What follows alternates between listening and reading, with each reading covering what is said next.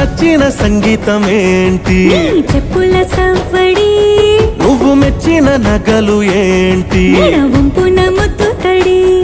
నీకిష్టమైన చోటు ఏంటి? అది చల్లని నీ ఒడి. నువ్వు కోరుకున్న దుస్తులేంటి?